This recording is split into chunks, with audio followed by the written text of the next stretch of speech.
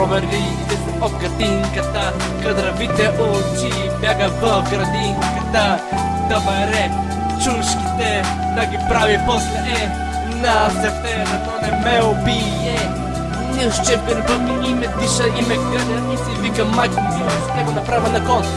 Зора не излиза на терасата, защото съм моментичкото подената в красота. Но и там някъде е бетоновия звън, който ще говори, който ще се мисли, който ще предвори, ще предвори всички те и ще ги направи на умуди в позори, както казва Попо за някакво зори моди.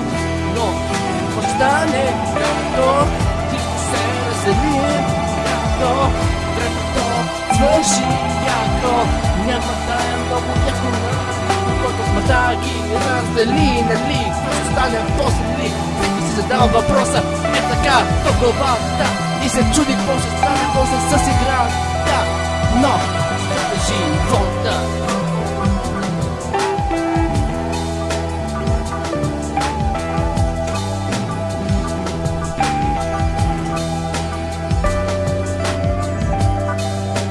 Freestyle, motherfucker.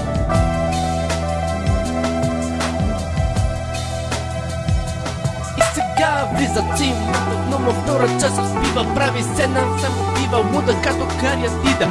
И всичко стои около него броди и се чуди какво ще се случи.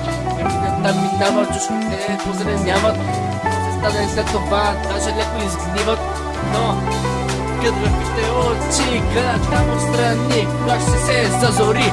Но за това какво ли ще стане?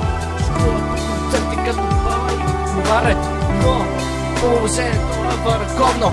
Видят ни подкожно като приложно, както казваше Ноуснеп, Дарик радио и Ноуфол. Като цимата няма фул, но това всички го знаем и ще го прилагат.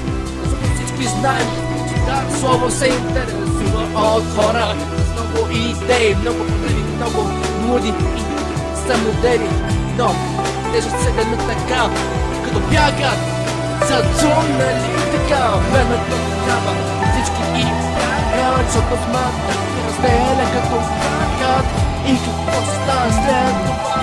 Само но те ще го кажем, ще ви го кажем, ще ви го разкажем, ще ви го направим, ще ви го покажем. Като шейк, Mr. Loverboy ще ви прави лукавой, лукавой.